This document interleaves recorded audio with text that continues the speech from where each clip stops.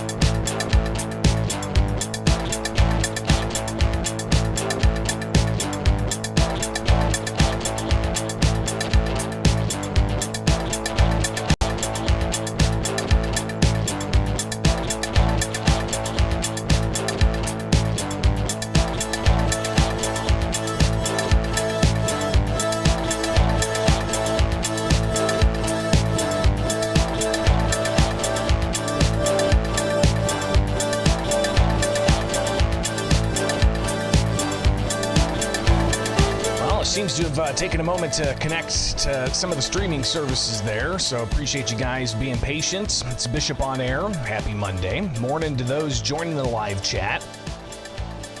And first up was Austin on X. Monday, let's get it. Appreciate that. And then it took a moment for YouTube to click on, so good morning to all those joining. From Joe to James to Ernie's Arms Accessories, Doobie Lou on X, and a whole bunch more. Austin, Patrick, Roseanne, appreciate you, Luke, Joe, Pat, and more. So, welcome to it. Monday morning. And some things we got to tackle. The latest in gun ban litigation and other lawsuits involving firearms. Including the U.S. Supreme Court set to issue orders. Could Illinois' gun bans be in that? We'll see if the cases are either relisted again, denied, or accepted. Wow, the Southern District of Illinois continues on the merits. We'll also take a look at an update in the challenge against Illinois' firearm industry liability law, as the lawsuits that Chicago brought against Glock has a status conference set for next month. So just some of what we'll tackle. Also a conversation with William Kelly out of Chicago with the latest headlines there and more. It's Bishop on Air here. Like, subscribe, hit that notification bell, and join us each and every weekday morning.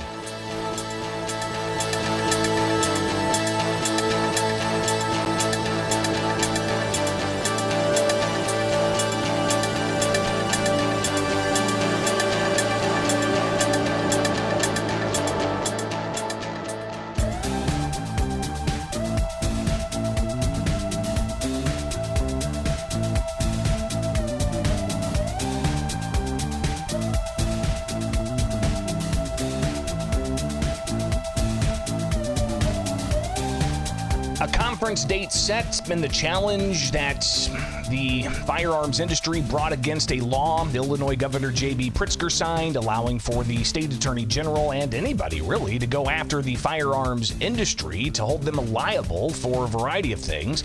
Well, that law is challenged in the courts, and we've got a date set for a status conference, and we'll get to that here, plus touch on some other issues popping up in the space of litigation against gun laws in the state of Illinois. I'm Greg Bishop. It's Bishop on Air. Thanks for hanging out with me on this Monday morning. Follow along. You can find me on X. Just search Bishop on Air. You can find me on Facebook and YouTube and Rumble and Instagram. Not really active on the Instagram, but if you want to follow me there, you can. So let's get into it. Of course, we've been tracking the latest in litigation against the gun ban, with the Southern District of Illinois federal courts having a bench trial sometime in September. So still months away. And I know that somebody had asked about the gun ban registration. which if you go to the Illinois State Police website for their FOID statistics, you can see yourself, they have not updated those statistics since January 31st. And I did get one update via email that added maybe a couple of thousand onto that total, but still, I mean, you're looking at under 40,000 individuals completing an affidavit saying that they have a banned firearm. So haven't really seen an update there. We'll obviously check that as it warrants, but I mean, the deadline to register was December 31st. So regardless, the challenge against Illinois' gun ban in the Southern District, again, like I said, September, I think 16th, you have a date for the trial, the bench trial to take place. But you also have the U.S. Supreme Court that could release orders today impacting Illinois' gun ban challenges. Because it's not just one, there's multiple challenges. And the U.S. Supreme Court will be issuing an order list at 9:30 this morning. Well, that's 8:30 our time. So we'll actually be checking this later on and refreshing this page, and maybe some of you can have eyes on it as well and let us know. But that's the latest on the challenge of the gun ban. But what about that firearm industry liability law? This was filed back after the governor signed the law last summer. If you recall, they talked about the importance of allowing the state to go after bad actors in the firearms industry, ultimately saying that there needs to be somebody held responsible. The law itself says that the firearms industry can be held for allegedly making the community less safe with their firearms. You can also get sued if you're advertising to children, or if you're doing some kind of advertising focused on illegal paramilitary or militia activities. And that's, questions of First Amendment rights. And when it comes to the firearms industry, maybe sponsoring a scouting, shooting practice or a range day or something like that. Well, how do you going to cross a line there and get sued? So the firearms industry obviously brought that lawsuit a while back. But now we've got an update here, and this was posted on the docket for this case, a telephonic scheduling conference set for July 22nd, so next month. It's going to be for Stacey Yandel, the judge down there, and you've got the instructions and such. So we'll obviously see how that plays out with the scheduling conference. So that's July 22nd. But if you look at the Cook County court docket for the lawsuit that Chicago brought against the Glock, you'll see that this was filed back in March. They're challenging Glock, trying to hold them responsible for the Glock switches when Glock doesn't make these switches, but people are getting their hands on aftermarket parts and essentially turning their Glock pistol into a fully automatic pistol. And Chicago is saying that they've seen an increase of this, and they are trying to hold Glock responsible for that. What's interesting is the firearm liability lawsuit. The state said, hey, there's been no injury here when that suit was filed, and it's been held up with motions going back and forth. But then Chicago sued Glock, and the firearms industry says, well, wait a second, look at this. Chicago suing Glock. There's clearly they claim an injury now, so they're moving forward. And if you look at the Cook County case here in the docket, and we'll just pull this up so we can search this. And the case number is 2024 CH02216. So we'll go to Civil Law and Chancery. We'll see if we can pull this up so we can get the latest in as far as the actual case number, and pop that in, give it a search, and you can see that it as well has a scheduling conference set for next month on the 17th. All right, so this is case management, and the case is going to be, brought forward, and they're going to discuss what's going on with the next steps. So you've got a couple of interesting dates coming up next month for the challenge against the state's firearm industry liability law, but also the challenge of Chicago suing Glock over switches and where that's going to proceed in state court.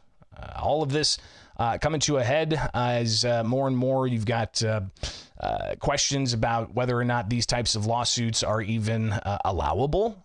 But we'll do what we can to track that. So two big items there again with the firearm industry liability lawsuit. Hearings coming up on the 22nd in I believe that's the Southern District of Illinois Federal Court. And then in the Glock lawsuit, you've got a case management hearing set for July 17th. So we'll put those dates on our calendar and see what we can do to keep you updated there. All right, some of the latest here with litigation concerning gun laws. And obviously, we're going to do what we can to keep you updated on whether or not the U.S. Supreme Court takes up the challenges against Illinois' gun ban on a preliminary basis. All right, so we'll touch on that some more as well. It is Bishop on Air. Appreciate you guys hanging out. Like, subscribe, and hit that notification bell, all right?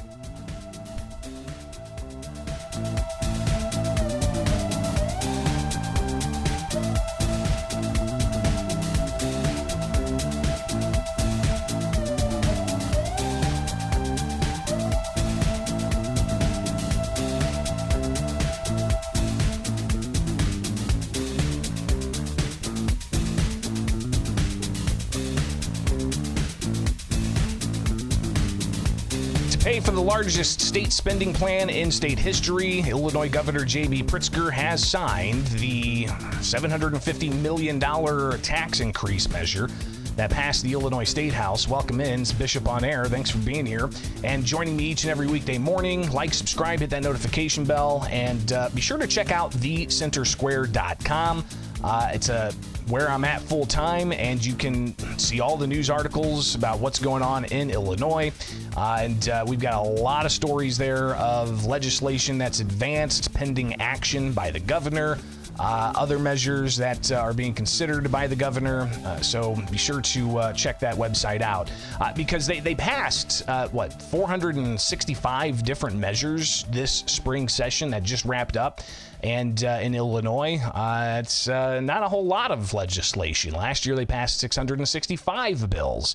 But this past spring, only 460 some odd bills. And a package being the budget. So last week, the governor on Wednesday signed the $53.1 billion spending plan. It pays for non-citizen migrants in excess of $900+ million. It gives about a quarter of the $53.1 billion budget to K through 12 and higher education. It also gives more than $10 billion to the state's pension funds, which we could do a deep dive into the troubles with the state's pension funds. Probably take an entire hour-long segment to do that. So we've got that as well in the mix of the budget, and all of this being the most expensive taxpayer-funded spending plan for the state of Illinois in state history. There needed to be tax increases to pay for that. Now, the tax increase bill was not sent to the governor by his signing ceremony Wednesday. Instead, it was sent to the governor a few days later, and then Friday, he signed it, the tax increase package. So the budget's now in place. There's a few other things, including a measure I'll touch on here in a moment, dealing with the grocery tax that has yet to be signed. But that measure also has some things in it that people are scratching their heads about. So to the issue of the tax increase bill, $750 million of increased taxes. Where's that coming from? So you've got around $200 million, I believe, that is expected to come from a tiered tax on sports betting companies. And this is if a company makes more than $5 million, they get a certain tax. If they make more than $100 million, then they get a higher tax. If they make more than $200 million, they give it a higher tax. So it's a graduated tax, a progressive tax on sports betting companies. So that's in the package. Also in the package is a cap on the net operating loss deductions that businesses can take. This was actually a pretty hefty price tag. It was about $500 million, if not more, in the estimated tax revenue that would generate. So that was in this tax increase package. You also have a cap on the retailer discounts. And this is the tax that retailers get, the credit they get for collecting and remitting state and local sales taxes. As I've said, when you've got the retailer taking that exchange, you buy the goods, you get the goods, then you got to pay the tax. There's not a state tax man standing there saying, give us the tax revenue now. No, the retailer is acting as the tax man. It takes time and resources from that private business, and they have to collect the tax and remit it. They also have to, answer to any potential audits there may be, even like spot checks and things like that. So there's a lot of resources that go to that. So retailers would get a credit. Well, this law the governor signed Friday caps that credit, and retailers pushed back on that. So in exchange, the retailers apparently got a get from a deal where the state is now going to prohibit interchange fees on sales taxes and gratuity. What are interchange fees? Well, when you swipe your credit card, you're utilizing infrastructure of a financial institution. So the financial institution charges a fee anytime you swipe. Well, the law the governor signed Friday prohibits interchange fees on sales tax and gratuity. And how this is going to play out will be interesting. I think it has to go through rules, and you may have the Joint Committee on Administrative Rules discussing how this is going to play out and how the agency is going to enforce that. The financial institution said this is going to pretty much require a massive overhaul to where the consumer may have to swipe twice, once for the goods and then once for the sales tax, or once for the food you got at a restaurant and then another time for the gratuity. So is this going to change your purchasing habits? Are you going to have to carry around more cash? I mean, these are obvious questions, but the governor, when he was asked about this last week, he downplayed it and said there's going to be all year that we can see how this is going to work. So that's no benefit to the states. That's just a benefit to the retailers not having to pay a little bit more for utilizing the infrastructure of the financial institutions when it comes to the credit card system and the debit card system. So that was also in the package. Something else in the tax increase package the governor signed Friday was an increase in the video gaming terminal tax. So got a proliferation of video gaming machines all across the state. These are gambling machines, video poker type things. And there's a tax. The state gets a cut, the locals get a cut, the video game operator gets a cut, and the video game housing place, the business who has it, they get a cut, right? But the state wants more, so they added on an additional tax to video gaming terminals, and that goes into an infrastructure fund. But people pushed back and asked, well, wait a second, what's going on here with this? Chicago doesn't have any video gaming machines. Well, Springfield has more video gaming machines than I think parts of Las Vegas, which is kind of fascinating when you really break down some of those numbers. But you got pushback saying that, number one, this might hurt some of those institutions, some of those businesses that have these. Number two, how's it fair to send all that money up to Chicago when they don't have video gaming machines? So interesting to see that. But those weren't the only measures that the governor signed. He also signed, a measure, House Bill 4582, which is the bond authorization. It allows the state to go even more into debt, $8 billion more into debt. And it also allows for local school boards to increase property taxes without a referendum. All right, so $8 billion in more debt through bond authorization. And at the same time, they put in there that school boards can increase property taxes without a referendum. Tom Weber, a Republican from Lake Villa, he said that, you heard that right, folks. He says they can increase taxes without a referendum. So the bill states that beginning September 1st, 2024, no referendum shall be required to build or purchase a building for school classrooms or instructional purposes. Prior to the building or purchase of the building, the board determines by resolution, not by referendum, that the building or purchase will result in an increase in the pre-kindergarten and kindergarten classroom space in the district. Another measure the governor signed Friday was the Medicaid Omnibus Bill, which changes various rates of service and then also allows for pharmacists to conduct tests like flu and HIV and COVID-19. So, again, some of the measures the governor signed on Friday, the tax increase bill, the bonding authority going into debt, and then the Medicaid Omnibus, which I think had a cost of like $68 million more than what the Medicaid plans usually cost the state of Illinois. But one measure that the governor has yet to sign, but it's on his desk, deals with a whole host of things. And if you look at bills pending governor action, HB 3144, it's right there at the top. This is the measure that gets rid of the grocery tax. All right. So if you recall, in 2022, the governor and the legislature reduced the grocery tax from 1% to 0% for a 12-month period, right? At the same time, they froze that state gas tax increase that was supposed to go up July 1st that year. But they only did that for 6 months. So you had two gas tax increases in 2023, January 1st and July 1st. We got another gas tax increase coming up July 1st of this year. It's going to go up about another 2 cents. But regardless, the governor, he in February said, we're going to get rid of the grocery tax statewide. And then local municipalities pushed back.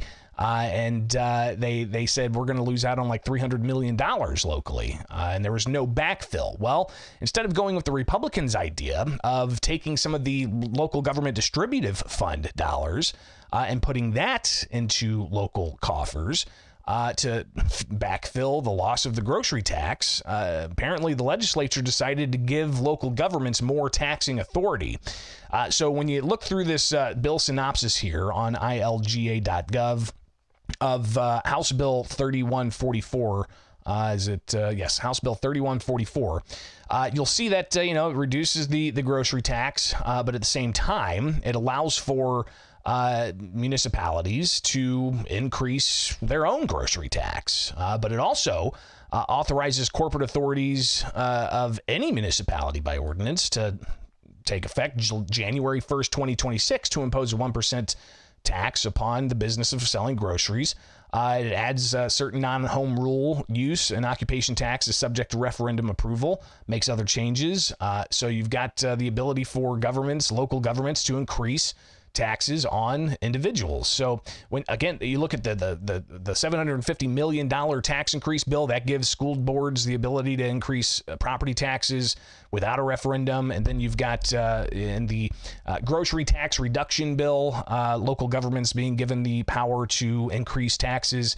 So you got several ways here in which tax increases are possible, especially on a local level. And this is interesting because, the governor, he's going to hear this a lot in some of the speeches he gives, is they reduce the grocery tax. They reduce the grocery tax. Well, number one, that bill has not been signed yet. Number two, the grocery tax won't be reduced when he signs it. It'll actually be reduced January 1st of 2026.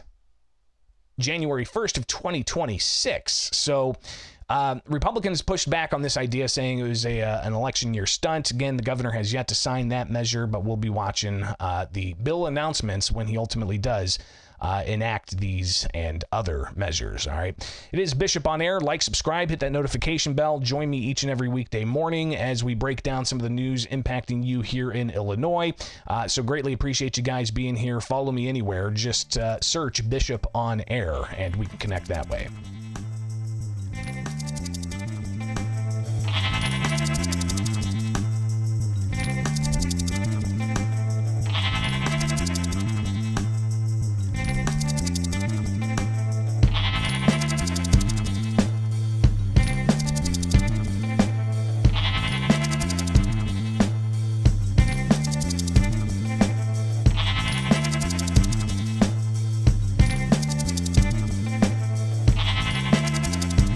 Alarming headlines out of Chicago with 30 people shot, several killed, and the violence on the streets rattling people's perceptions. While you've got the DNC that's going to be hitting the streets this summer and a whole bunch of other things. What is going on in Chicago? Well, I'm all the way down in central Illinois, so to get the latest on the streets, I connect with Chicago reporter William Kelly here with Bishop on Air. Like, subscribe, and hit that notification bell. But he gave us a rundown earlier this morning when I chatted with him about the headlines that there were over this past weekend. Well, it's third straight weekend of 30-plus shot, 7 killed, including, children, obviously. But we also have children committing crime. One case in particular, a teen mob, right, escalated in Streeterville, resulting in beatings of people walking down the street, including a couple that lost their baby as a result. The woman was pregnant and she had a miscarriage, and the teens were charged with misdemeanors. Clearly this was a hate crime. It was felony. It should be a felony, bare minimum. But Mayor Johnson hasn't even commented on it. The last time whenever he talks about these teen takeovers, violent teen takeovers, he simply refers to them as silly kids. Well, silly kids beat a couple and stomped their baby right out of her womb. Greg? So clearly there's a lot of concern from people hearing these types of stories. Where's this happening? Is it just in, for instance, some of the more crime-heavy areas, or is it impacting, say, some of the more tourist areas where there's a lot of foot traffic? Well, I grew up on the South Side. This is the kind of violence that was typically associated with the South Side. It's all over Chicago now. Streeterville is the postcard of Chicago. I always try to explain it to people that way. When you think of a postcard of Chicago, you're picturing Streeterville. Okay, this beating is right where the DNC is going to be, or at least supposedly. I don't know. Have they canceled it yet? They've already canceled the 4th of July fireworks, Greg, if you can imagine this. So, right there, if you, could you have ever imagined a city hosting a presidential convention canceling the 4th of July? There seems to be something amiss here, Greg. I'm sorry. I speaking as a Chicagoan, as somebody who loves Chicago with all my heart, what really breaks my heart about this particular case of this couple being stomped on and their baby killed is I've been warning the mayor about this for what seems like years, but certainly months. I released a video that now has 2.2 million views on it, a viral video of these violent teenagers in the tens of hundreds running the streets of Streeterville. Had he heeded my warning, and I'm sure he saw it, like I said, it has 2.2 million views on it. This is also why I'm upset, I guess, and I confess I am, that I still don't have my media credential that Lightfoot revoked from me in the previous administration. Had I been at the city hall press conferences, I could have made sure that the mayor of the city of Chicago knew that this was taking place in Streeterville and possibly saved this couple from not only being beaten but having their fetus stomped out of the mother's womb. Greg, it's tragic to hear that type of headline.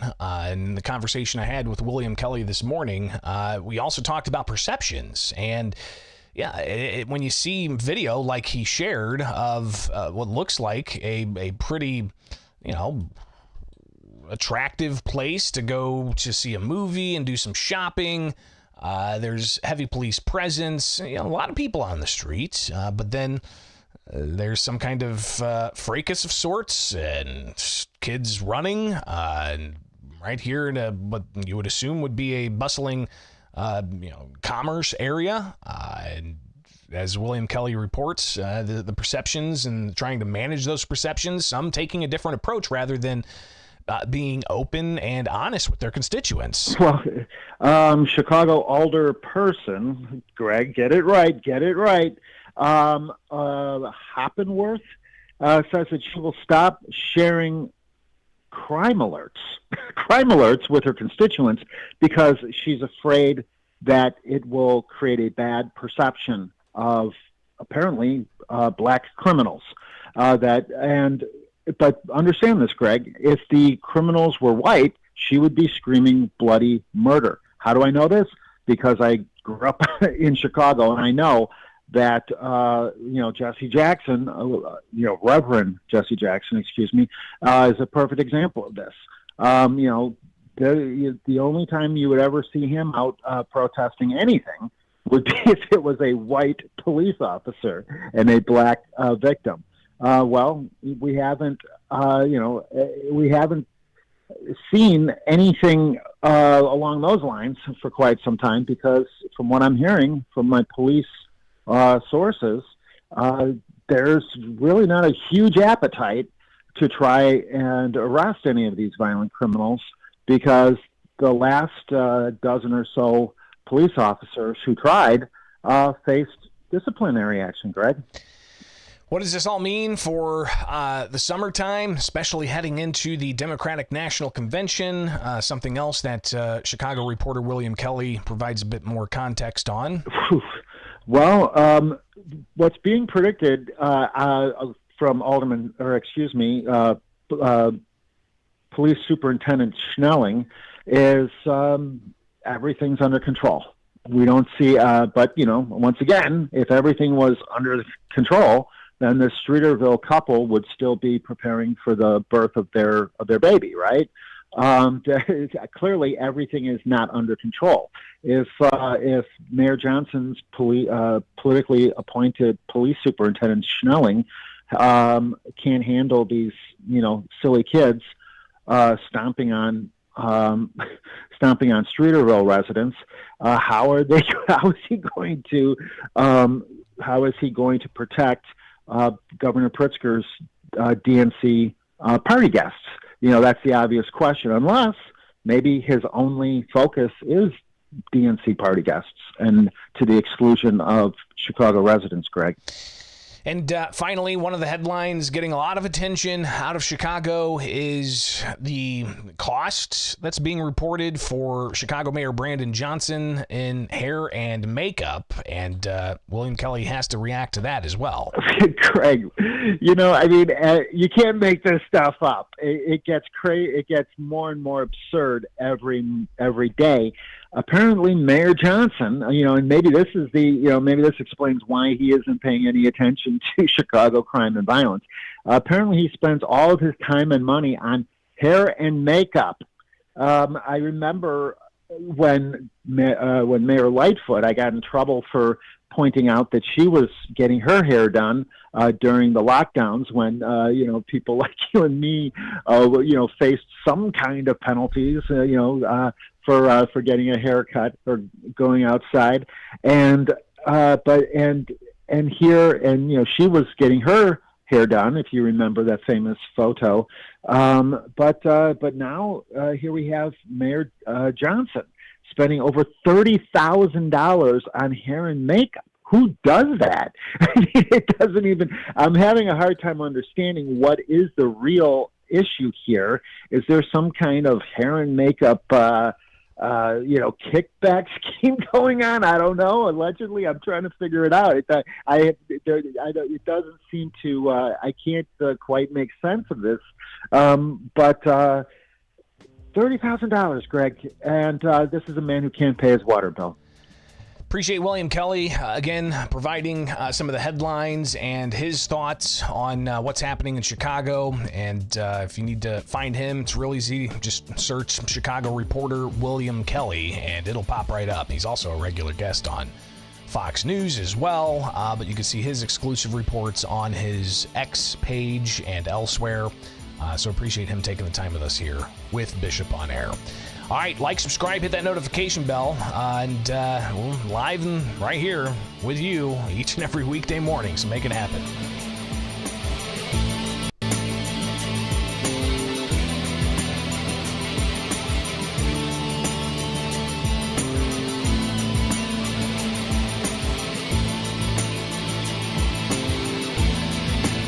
Is the U.S. Supreme Court taking the challenge from Illinois, trying to block the state's gun and magazine ban and registry? Well, let's take a look together here with Bishop on Air, live with you, and about, 8:31 our time, Supreme Court of the United States set to issue an order list based off of their conference. Let's go ahead and refresh this page. Kaboom, here we go. All right, so we're going to pull this up. And looks like it's 8 pages long, so pour through that. We'll see if we can just quickly find. Let's do this. Control F, Barnett. I am not seeing it. Nope, not seeing it. All right, Raul. If I can spell it right. Not seeing it. All right, so not seeing the case on the list. It means it's, is it going to be relisted? That obviously is an indication that it's going to be relisted. It's also an indication that they have not decided on these cases yet. Because there's 4 cases from Illinois that could be consolidated. And the Supreme Court could say, we're going to take this case. Or they could, do them individually. They'll take one or not the other. Or they could just say, you know what, it's not ripe yet. So they're not gonna take these cases yet. All right. Well, I guess we'll have to wait and see for the next order list, which comes out next Monday. So take a look at the schedule. You've got another conference coming up on the 13th, and then the order list on the 17th. So I guess we'll be back at it here next week, refreshing the order list page to see what they do with the questions of, are they going to take the gun and magazine ban challenges out of Illinois on a preliminary basis? This, while you've got the Southern District of Illinois Federal Court moving forward with a trial, a bench trial. And as we stated before, that bench trial is set for September 16th in the Southern District. Are we going to get some clarity on what the U.S. Supreme Court's going to do with the case by then? I guess we shall see. I guess we'll see. All right, guys. Appreciate you being here every weekday morning. Big shout out to those still in the chat room chatting it up. John, Carla, Patrick, Till Valhalla, Stanky Skunk, AJ, Nakuda, David, Warsaw, Phil, Captain Mike, John. Got 2 Johns right there. Walsh and Anderson. Dangerous Liberty, Austin, KJM, AJ, and more. Appreciate you guys being active. All right, I'm going to get out of here. Have a great day. We'll see you back here tomorrow with Bishop on Air.